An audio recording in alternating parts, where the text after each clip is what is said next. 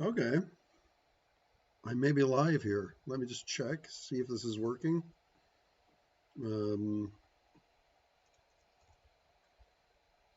may have been live for a few minutes. Sorry about that. I'll cut it out later.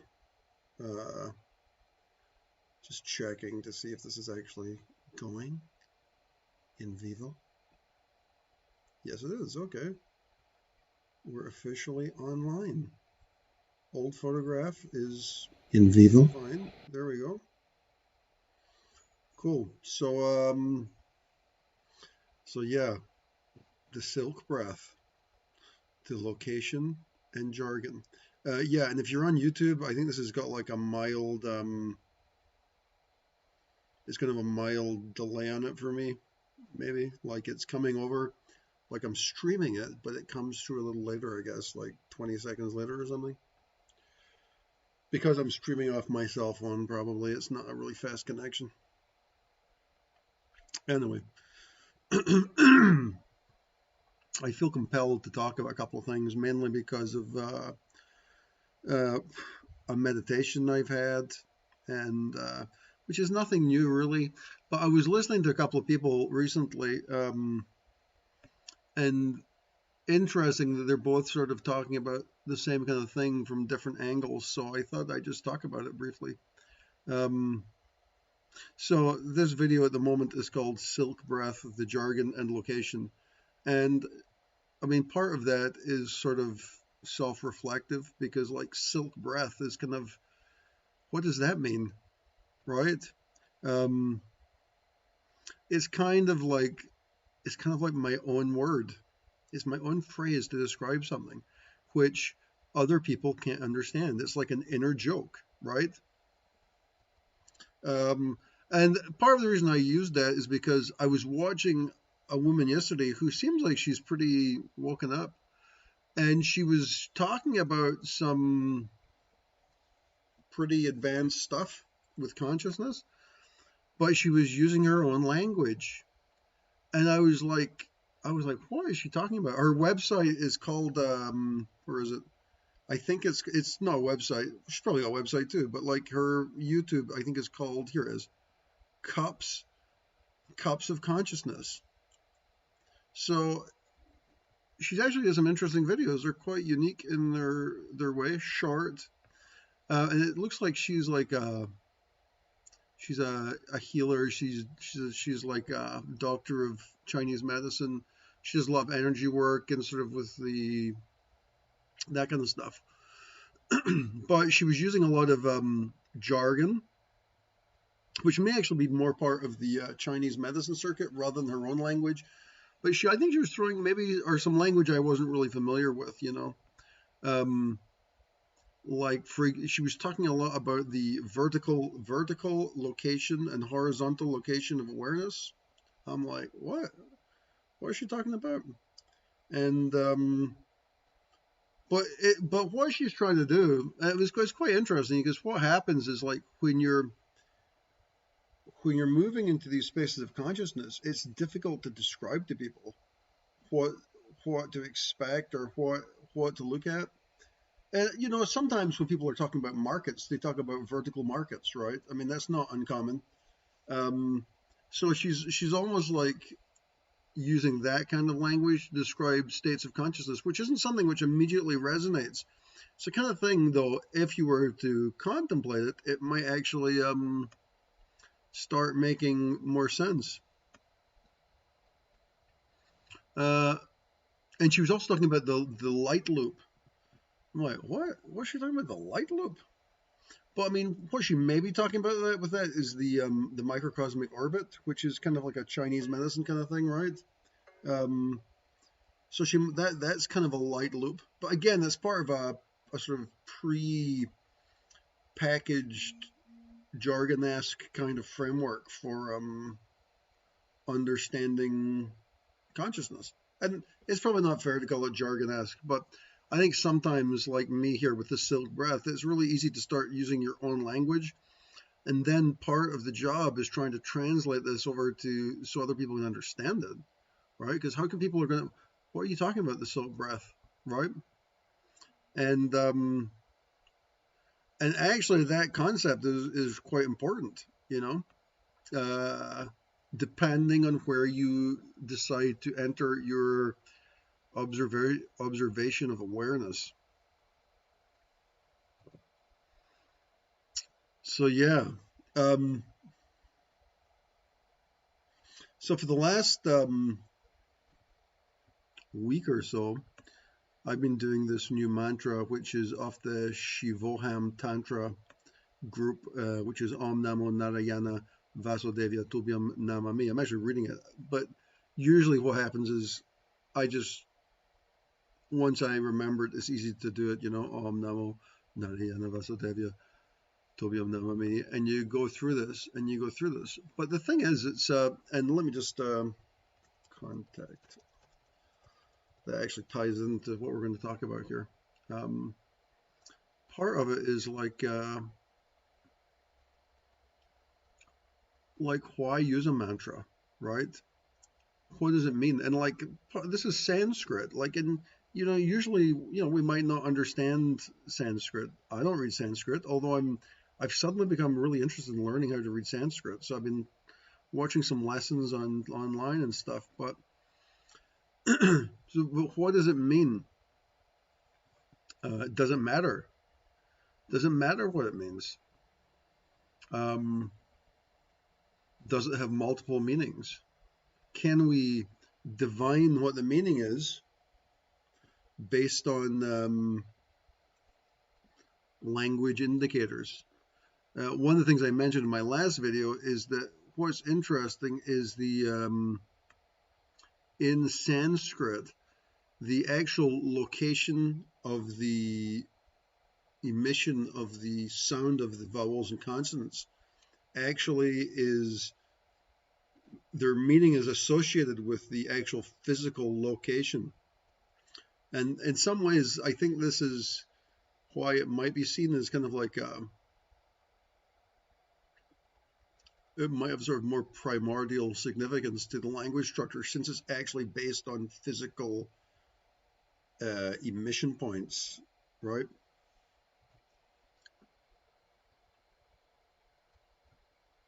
Location. Let me just throw the word location there, because that's part of what the title of this is. Location, the jargon and location, right?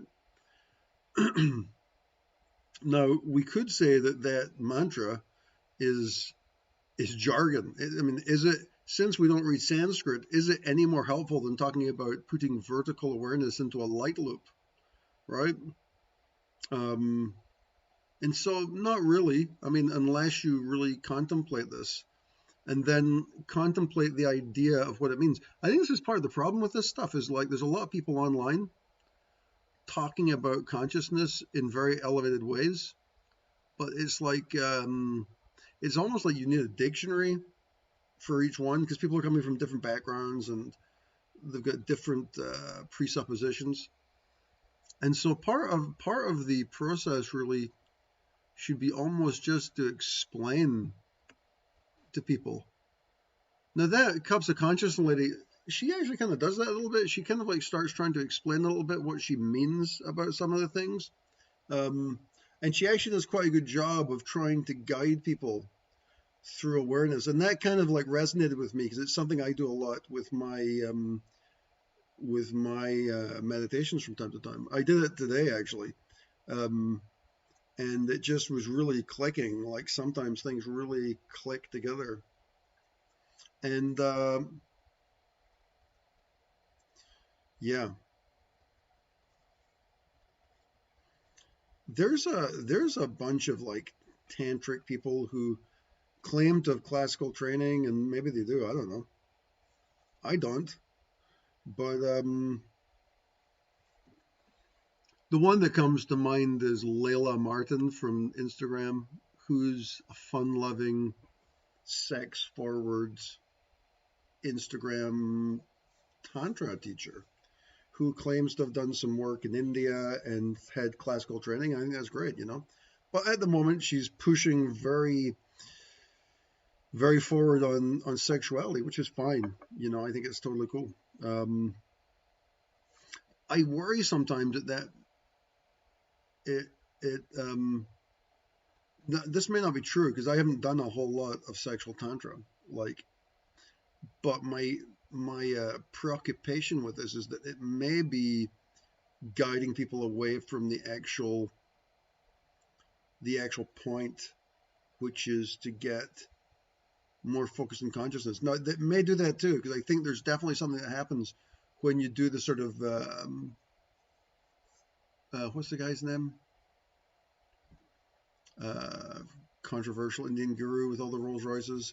Can't remember his name. Unbelievable, but you know who I mean.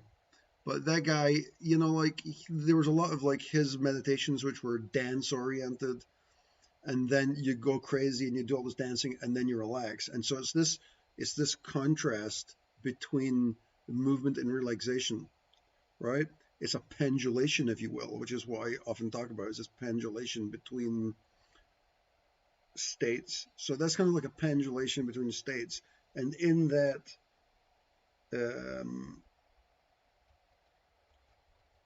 pendulation, you have the ability to observe a physical transformation between like movement and stillness.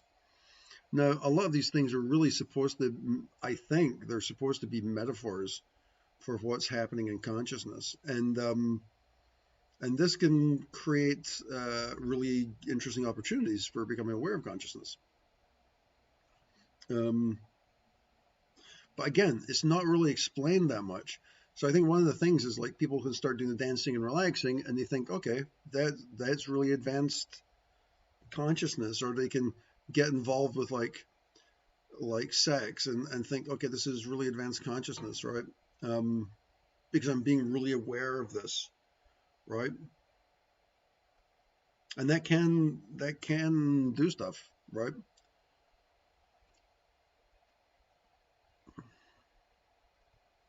So one of the things I like, and I've talked about this a lot, is this whole thing. It's kind of like Vipassana sort of style slash Nidra yoga. What I often talk about this is about just moving awareness into a point, right?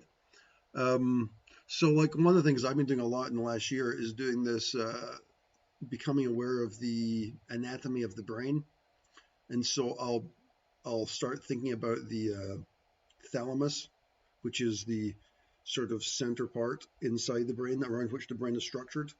In front of that, you get the hypothalamus, and that goes down to I'm going to forget all the words now.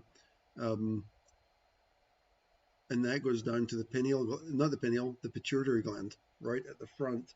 And the pituitary gland is actually encapsulated in a tiny little sort of bubble of bone.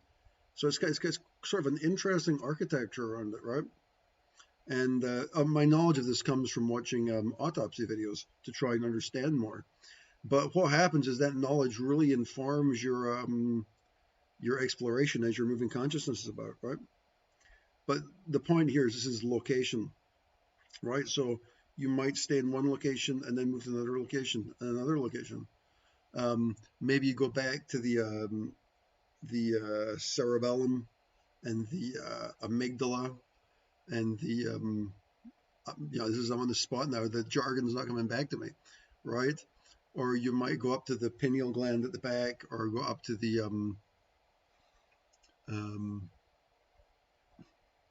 dude, this is one of my favorite things. The word is gone from me. The there are sort of passageways which bring the spinal fluid up.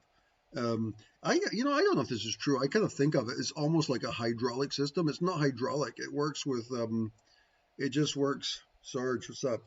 It just works with the consciousness, I guess. But the dude, let me just. This is like annoying. Brain structures. I just want to like be able to talk about this intelligently, so I don't sound like a complete moron. The okay, doesn't have it. Excellent. So there's like dude, this is funny. This is something I think about a lot with the correct words. And now I'm using this and I don't have the words. How great is that? Well, the ventricles. So there's a ventricle system, right? There's a ventricle system, and the ventricle system is this thing, right? It's a thing, obviously. It's a thing which connects with the brain and seems to allow us to communicate, right? And so those ventricles are really powerful, especially around the thalamus, like as you move awareness around the thalamus. And the thalamus in particular is really extraordinarily powerful, like a lot. Um, Let me just see if I can make this bigger here so I can see what's happening a bit better. Live chat. Um, I can't make this go longer. Hold on a second. Pop out chat. Pop out chat. There we go. Maybe that's easier for me. Let's see. Might not be. Um, anyway, so you can work with these areas. Now you might be wondering why do that, Scott? Why are you working with the brain structures? And you know, one way you might talk about it is it's just as valid as focusing on the nose structure, which is what a lot of meditators do. You'll focus on the point in front of the nose and become aware of the breath, right? And become aware of the breath and become aware of the breath. Now, if you listen to some Buddhist meditators or meditators generally, um, or it's not even if you listen to anybody, listen to your breath, listen to yourself. Like, what are you going to actually become aware of with the breath, right? There's a whole bunch of aspects of the breath you might become aware of. You might become aware of its rhythm. You might become aware of the sensory aspect of it moving past your nose. And then there's also, what's interesting about the breath is the breath actually goes into the center of your body, right? That's actually moving amazingly into the center of your body, into the lungs. And the funny thing is there's awareness of that. You can actually feel it. But how come, like for example, if I go and pick up this glass of phony orange juice, there's there's a real tactile sensation there. And with the breath, it almost has like a gradient fade out to it. So the awareness of it, the nose is extremely, it's not extremely pronounced, but it's pronounced. It's still it's soft. And then as it moves into the back, it sort of fades out, but it's still there. And you certainly are aware of it in your lungs. So there's like a connection between these two structures of awareness. Like there's one here, and then there's one here, which is a completely different field now. So the form of the air is changed. It's changed into like an expansive. So here it's a small, high pressure tube bringing in air, and then here it expands out to nourish the various organs of the lungs, right? The bronchas, whatever those things are called. And styles of awareness, right? Becoming aware of the style. Now, if you were to watch this enough, you might start realizing, well, it's really soft. It's got a really soft sensation to it, right? It's a very soft and peaceful sensation right now. I mean, if I go run a couple of miles, it'll have a different sensation to it. But at the moment, it's got a very soft, silky. It's because it's so smooth, right? It's almost a soft, silky sort of vibe to it, which is sometimes what people have referred to this as, is becoming aware of it's almost superimposing a sensual aspect onto the breath, right? So there's like a superimposition of a sensory quality, which might not, obviously there's not a piece of silk going there, but it's something, but like, why might you think that? And then one is reminded that some of the Indian gurus, as part of their practice, I think what they do is they put a piece of string or silk up their nose and then pull it down, like out down into their tummy or something. And that's like, why would you do that? It's a form of becoming aware of these passageways. In the same way, I think what they're trying to do is it's kind of like, it's what I like to call it's like, what do I call this? I call this the physical, it's reducing it to the physical level. So I think for people who have difficulty um, actually becoming aware of consciousness, what they might do is kind of like a helping hand, is to use a physical object to help them become aware of the structures of the body. It's completely not necessary to use a piece of string, right? But you have to have good awareness.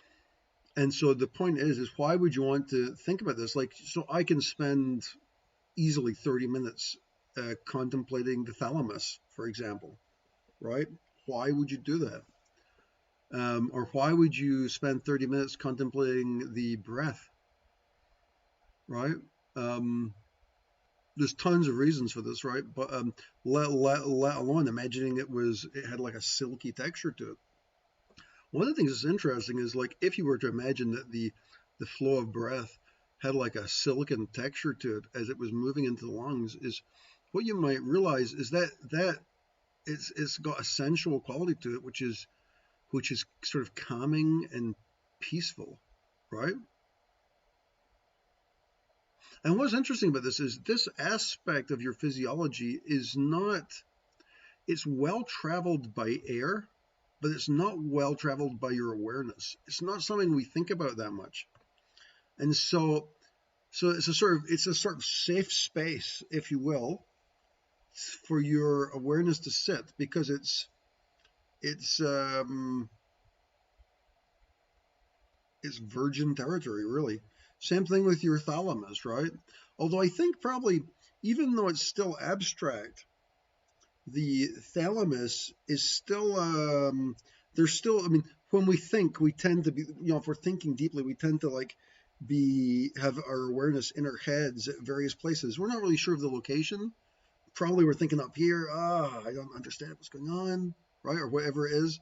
Um, but it's a different location, right? So there's one we're thinking about this silk thread of the breath, peaceful. Then up here, if you're thinking about the thalamus, that is kind of a virgin territory because we don't really think about it that ever, right? So if you start just thinking about this and sort of contemplating it, and can you feel that? Can you feel the thalamus? Now, what's interesting is if you combine the thought of the thalamus with a visual, maybe you've looked up in a book or something, then you can kind of become aware of it, and then you also start achieving this sort of silky, I'm just going to use the word silky here, sort of softness, safe space, right? Peaceful, right? Space is really interesting. And so this is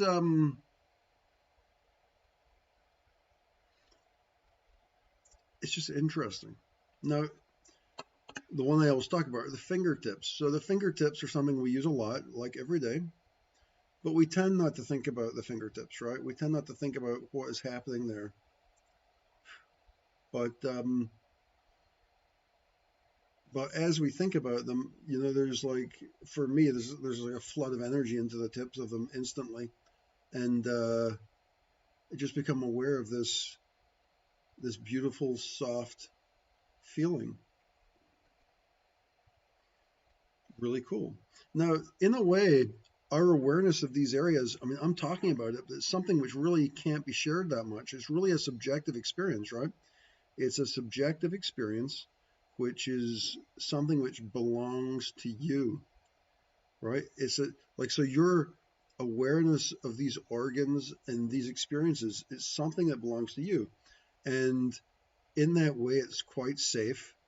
And it might seem silly to ask, like, what is the location of your awareness? Because, well, you might say, well, my awareness is here, or it's in my fingertips, right?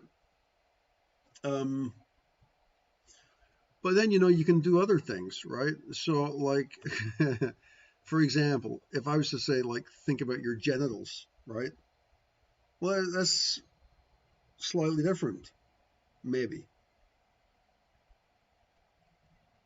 Now, what's interesting about that is it often is a place more widely traveled by awareness, right? And for many people, uh, with more conflict associated with it, right? Oh, there's lots of like barriers which come up, like, oh, that's too young or that's too old or whatever it is, right? And so there's a sort of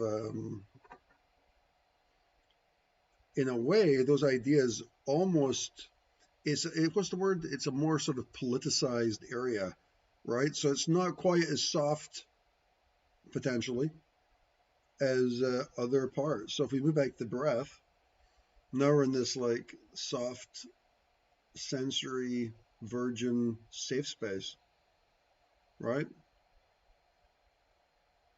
So what we've seen is there's different areas of the body, right? And so you could do the same thing. Like if you like, for example, people always talk about the perineum, right? The perineum. What's the perineum? Oh, it's the space between your genitals and your anus, right? So you could move the awareness to the perineum, or you could move the awareness to the anus, right? And so if you were to do that, what you might discover is like, hey, we're a group of people on YouTube contemplating the anus, and that might seem like a really funny or ironic or what kind of situation. Like, this is, get me off this channel. This is crazy, right? Or not. But the thing is, it's also a more storied or politicized region. Like, you don't do that. What are you doing, right? So there's this sort of, but like where, so there's a sort of block there. There's like a sort of sensory block, right? If I was to say to you, like, first, it's really easy as a yogi to tell people to, like, listen, like, allow your consciousness to rest in the silken passageway of your breath and become aware of this, right? That's cool. But if you were to do the same thing with the anus, you might get some pushback, right?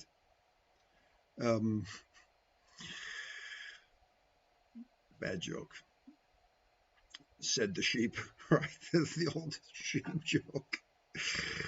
Anyway, the what am I saying here? I'm going to say something yogi-like. Hold on a second. So anyway, the point is there's these different locations which actually have different energetic feedbacks to them, right?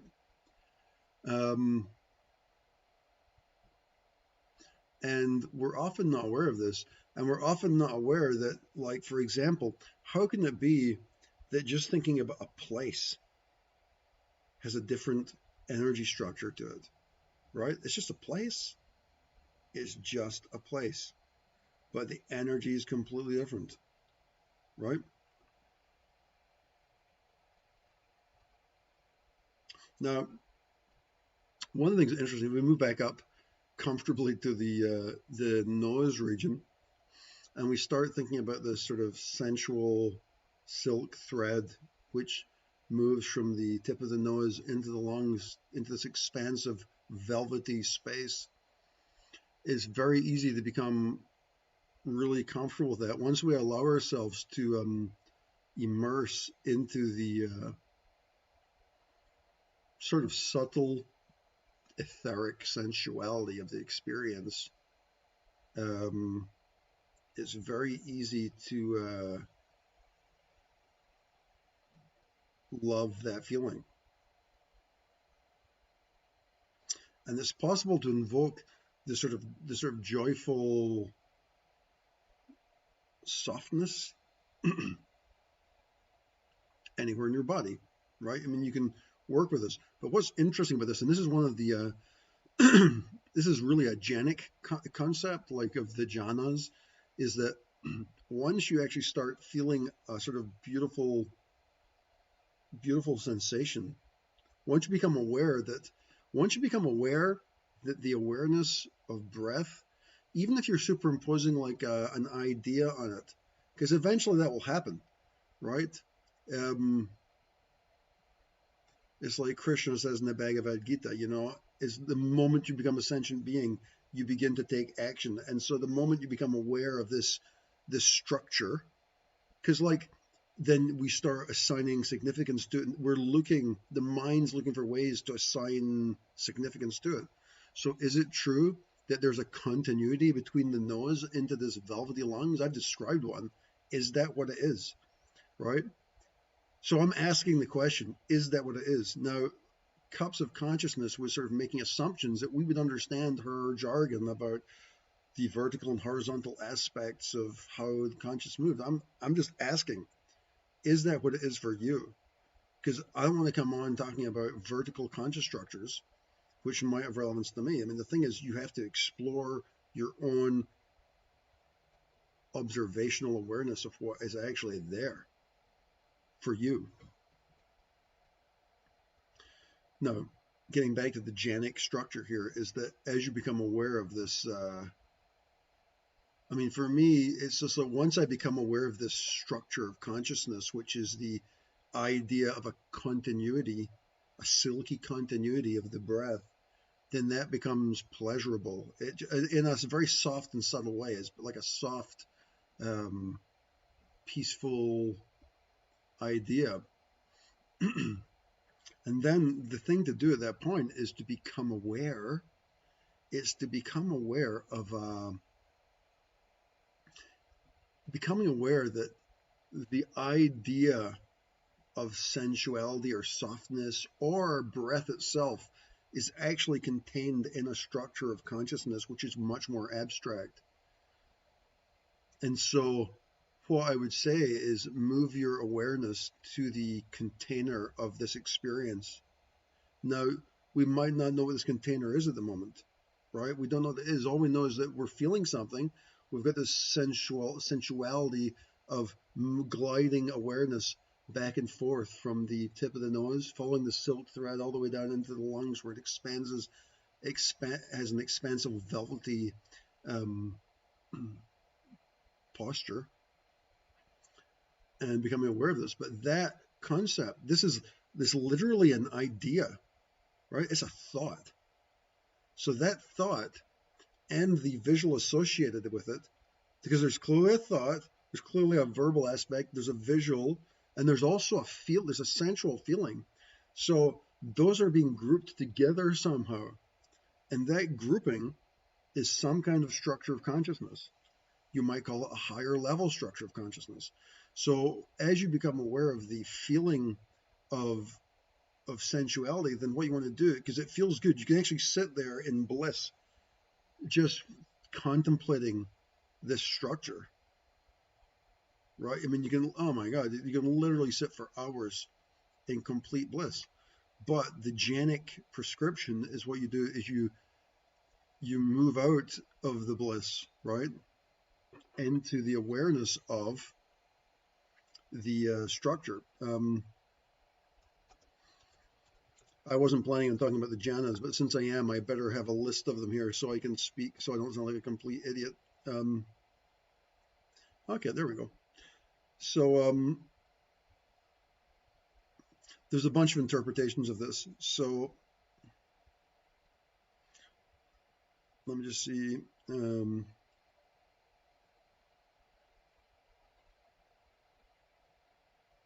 This is so awesome. So the jhanas are like this. So the jhanas would be, let me just read this. The first jhana is delightful sensations, right?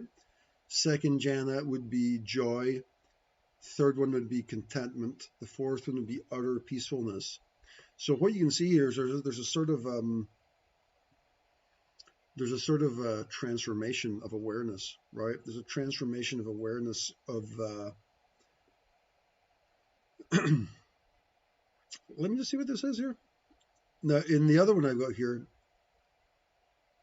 yeah, 4 stages in the Pali jhanas are: 1, detachment from the external world and a consciousness of joy and ease. The second one is concentration with suppression of reasoning and investigation. And the third one is the passing away of joy, right? So yes, I think where I'm going with this is like you can become aware of this structure of consciousness, which is kind of invisible, right? And that structure of consciousness is above the sensuality, right? It's kind of like it's a more abstract container, which, like, so the joy and contentment would be in this feeling of moving back and forth in this amazing discovery of this sort of, it's almost like the platonic form of the breath. It's almost like you've attached this platonic form, and then when you become aware that this is actually an expression. um, I'm trying to use a lot of vocabulary and jargon here, which I'm not sure if I'm using the right one. Let me just look this up too, because I'm going to use it whether it's right or not, right? Um, oh, great, guys, come on. It's all the stuff I'm looking up is coming back in Spanish. Um, yeah, probably better not to use the jargon if you're not sure what the words mean. I was trying to use the word prakriti, but like the thing is we've got these sort of like structures, and then we get this larger structure, and that becoming aware of this larger structure pushes us slightly outside of this sense of, see, it's not physical joy. It's like it's the joy of the perception of consciousness when you become aware of the breath at this stage, and then as you move into this next phase, it becomes something of a different quality, right? Um, Utter peacefulness, they're saying here.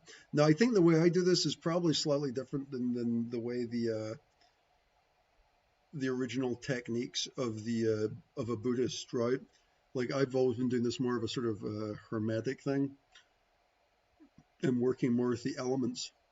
Like so for me, uh, like like for me, if you're working, like right now I'm talking about working with the breath and this sort of platonic form of the breath, which is, that's an abstraction of like physical. So somebody like Layla Martin, she may be doing stuff like, okay, let's rub our genitals together, and like, wow, that's our consciousness, right? And that is a valid way of exploring consciousness, right?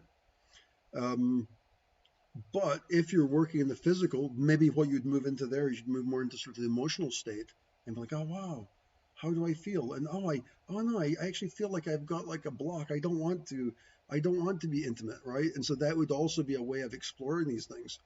But what I'm saying here is this is like an abstracted form of that. So the abstraction here is we're working with uh, this structure of awareness, which is quite common in meditation, of working with the breath, right? And then moving it into sort of a more abstract container, which you might think of that as moving from like doing the sexual act would be like the earth element. Then this would be more of sort of the etheric or water element, right? And then you can move them up into the abstraction of, okay, this is actually a structure, and that would be more of the air element, right? So there's sort of movement, an elemental movement from the concrete physical into this abstraction of what of some other awareness. Now, what's nice about this is part of the joy of I'm calling this the Platonic forms, which is probably incorrect too, but I'm just improvising here. But once you move into the sort of more abstract awareness of this container conscious structure, then that begs a lot of questions, right? Because all of a sudden it's like, what is that, right? What is that structure, right? Because that structure doesn't belong to the sensory world, doesn't belong to the body, right? Um, it might be an air structure. It's like a structure of air if we're continuing the language of the elements, right? And then like part of this is like if you're doing this, you might find your mind extending out, trying to find the origin. Okay, well, what's beyond that? What's beyond that container structure? Or you might find yourself just focusing on the structure of the container of consciousness which holds these contemplations. And that's a very, just by itself, that's a really abstract space, right? One, he said, moving back to the jhana definitions, which might give you a sense of utter peacefulness. Now, part of these contemplations, particularly with the jhanas, like one of the things with the jhanas is as they move through the jhanas, you go into like infinite space, infinite consciousness, nothingness, neither perception than non-perception. And those are really useful ways of moving through these. But they're also, when you're learning to do this, there's sort of presuppositions of what those categories actually are, you know. And so a lot of it is you need to spend a lot of time in each zone, because it's easy to think that, okay, I'm moving into infinite consciousness now, but it really, you've got to sit in each space and allow it to sort of ferment or percolate or whatever the word is, like to really saturate your consciousness with the awareness of reality at that state. Because what we're talking about here is actually a very refined state of awareness.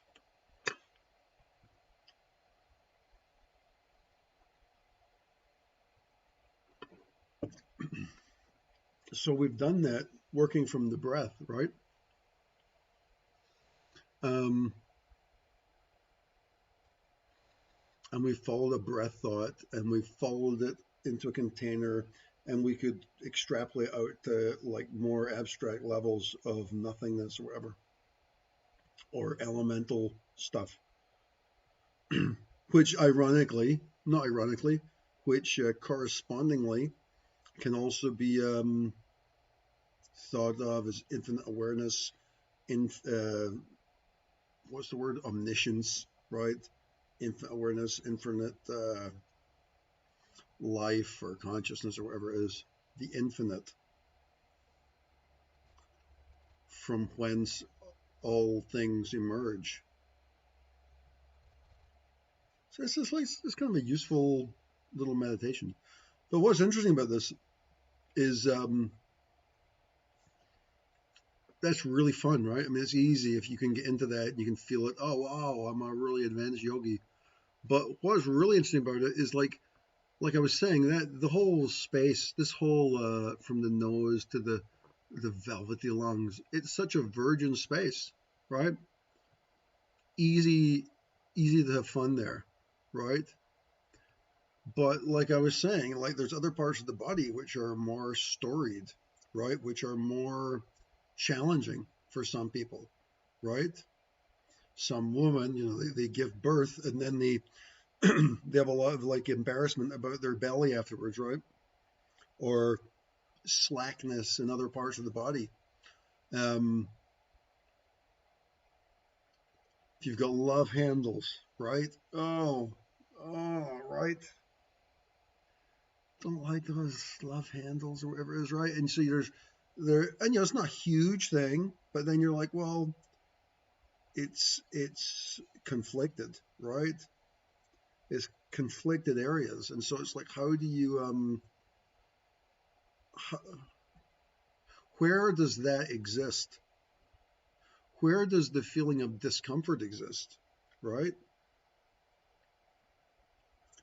Where is the feeling of discomfort? So we know like comfort, sensuality, that's easy, right?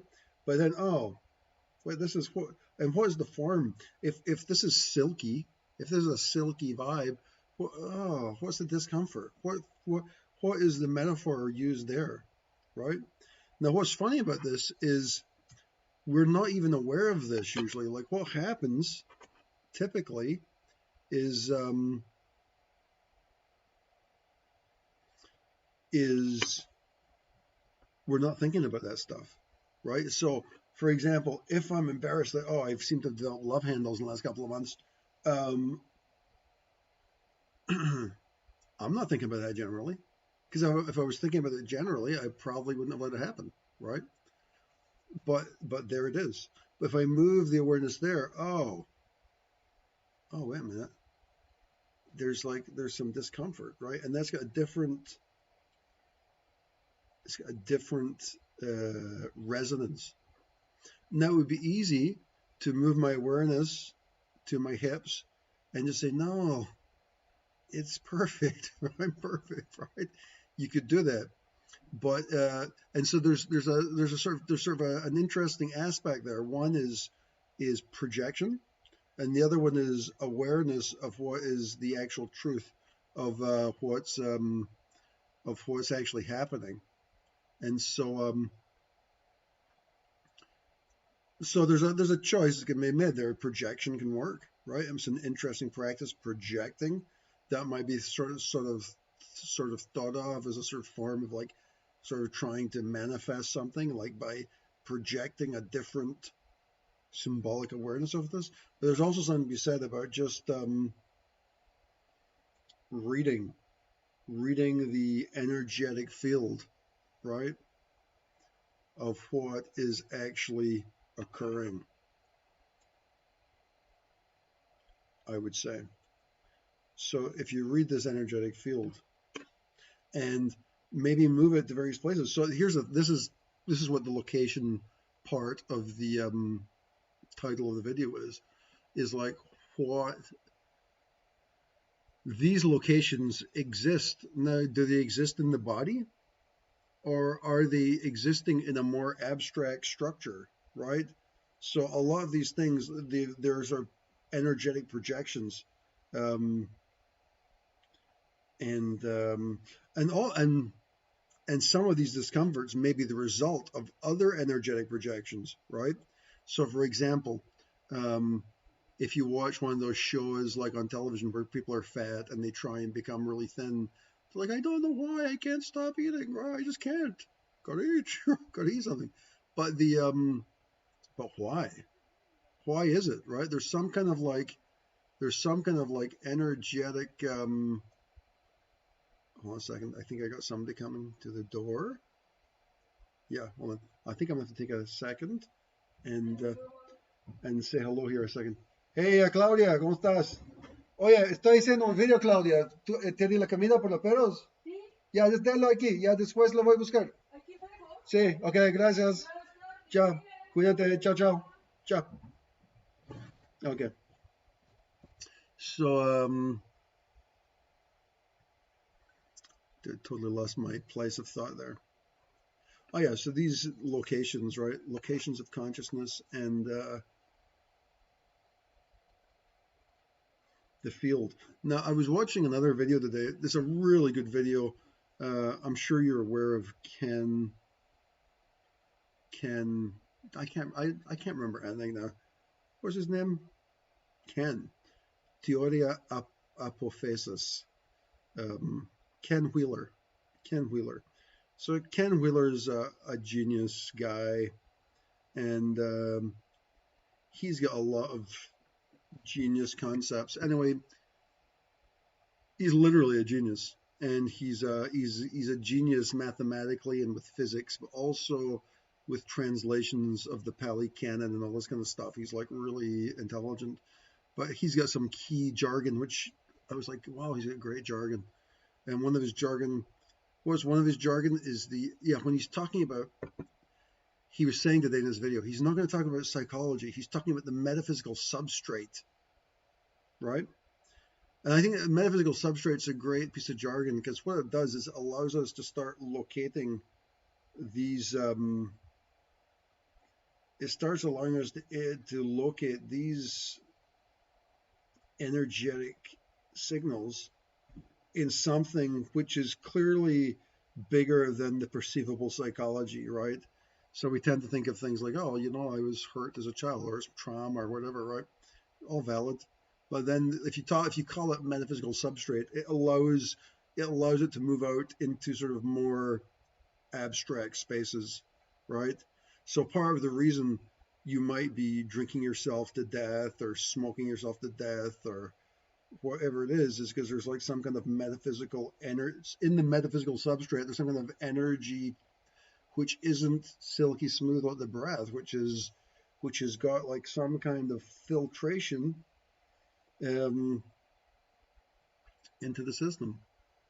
So I think when I was listening to the Cups of Consciousness, she was using some ideas like this about becoming aware. Now, the only way you can become aware of this stuff is actually to spend time contemplating. So this is one of the things, is like it's easy to contemplate the breath, or it's easy to like think that tantra is about sex and have sex. But I think the big thing with like the physical tantra is actually coming to terms with the fact that there's things you don't want to do, right? There's things which I don't want to do that. I'm not comfortable, right? I'm not comfortable with the situation, right? So there's a really interesting group called the Real Tantra. I think they're actually in Holland, Sarge. Um, the Real Tantra, and they're run by a guy, Alex. What's it called? Alex. Let me just look it up. Um, Real Tantra, Alex Vartman or something, and it's the Real Tantra, not. Oh yeah, Vartman, Alex Vartman. That's it. So the Real Tantra, Alex Vartman. He's what you would call a controversial guru. I wouldn't call him a guru, but like he's called a controversial guru. Um, Partly because one of his things, because he's also a transsexual, but like he was really trying to break down the boundaries. So AMD comes because it's a very sexual tantra, right? So he's trying to get everybody to cross the boundaries of their sexual norms. And like if you don't want to, that's just some kind of blockade. That's a blockage you've got, right? So that should be broken. Maybe, right? Maybe not. There's a lot of I've watched a few of their videos, and he's got a lot of hardcore vampiric energy coming off of him, right? Sometimes not. Sometimes he seems reasonable, but there's like it's conflicted. Let's say that it's conflicted energy, right? Um, so yeah, so doing tantra at that physical level can be very challenging because it's got this exactly. It's it can be very challenging. But I think the thing is with this other technique of doing this sort of internal work, you're actually doing the same thing. You're actually confronting this energy structure. You don't have to be violated to you don't have to be violated to contemplate consciousness, right? And particularly when like conflicted energy or violent energy is really the is not is probably not an ideal state for what your consciousness should be at, right? Your consciousness should probably be in a situation which is a little more chilled out.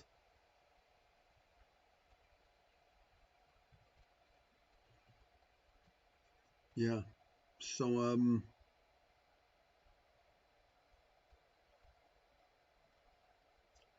what am I talking about?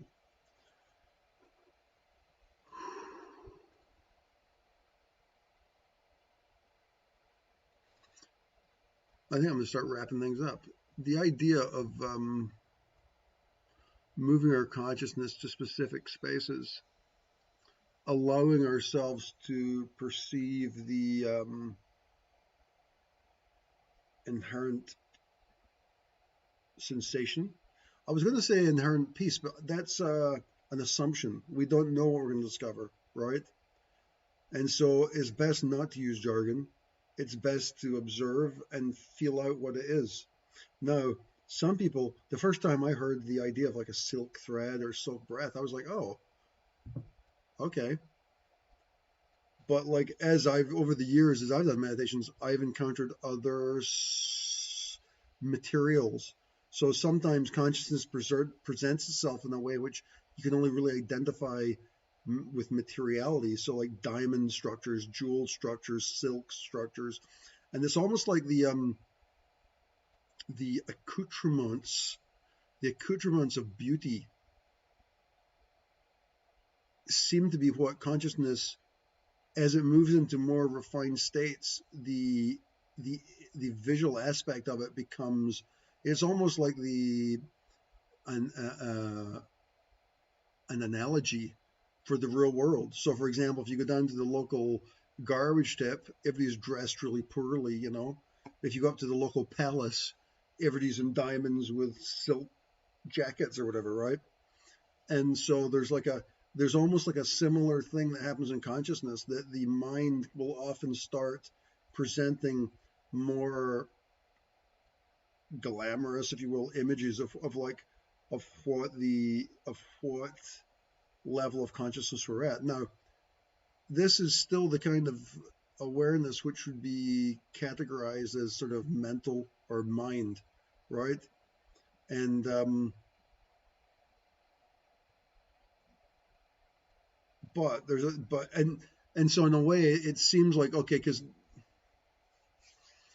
in a way it seems like it's not really dealing because there's a whole sort of philosophy of meditation that's about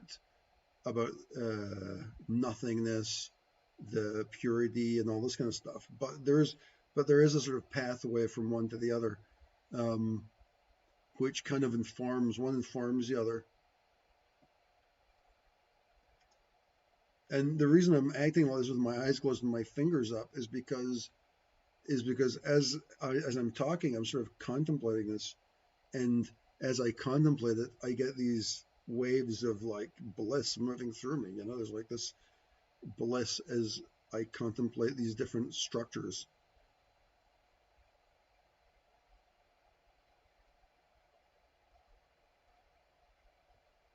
Now, in this video, I've only been able to talk about the most obvious aspects of this, right? So, but that's actually the aspects which are kind of the easiest to deal with, right? Or the most not easiest, just the most obvious, right? So once you get past the sort of the joy and the contentment, and you move into, I don't really think about this. Like when I'm meditating, I don't think about okay, which jhana am I in, right? But it just sort of happens by itself. Although I think a lot of Buddhist meditators seem to really like the idea of moving up and down the jhanas really quickly, but it seems to me that it's just sort of like the Olympics. It's better just to preside preside in the layer which you're in at the moment, right? Just sort of in a natural way, infinite space. So this is the thing, you get these channels and like so the channels, if you have these container channels of consciousness, like I tend to think of that as like as an organ of Shakti, right? So I'll start thinking of that as like that's like an organ of Shakti, right? So that and then so as soon as you think about Shakti, you're already moving up into the sort of infinite space, right? So it's like that's there's sort of there's a metaphorical container which so it's almost like the metaphor opens the vacuum, right? The metaphor opens the vacuum of nothingness, right? There's like an image which does it, and eventually, as you keep moving up, the metaphors themselves um, dissipate, and all there is space, right? No, I've actually got mixed feelings about this. I think there's more to it than that, right? Which is non-doctrinal. I'm almost thinking that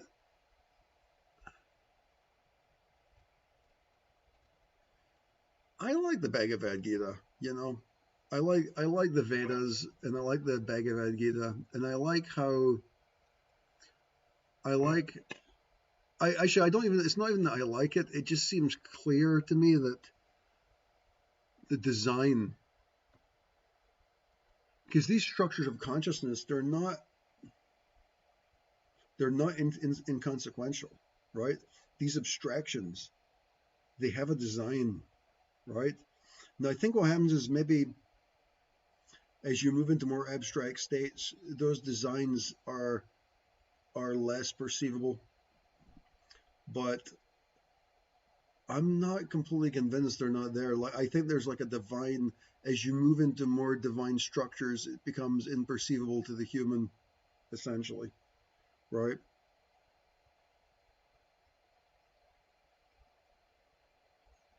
And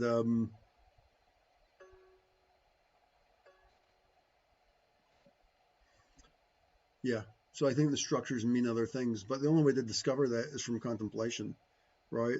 There's no point listening to my contemplations really, other than as a guide for like, okay, how might I go around this myself, right?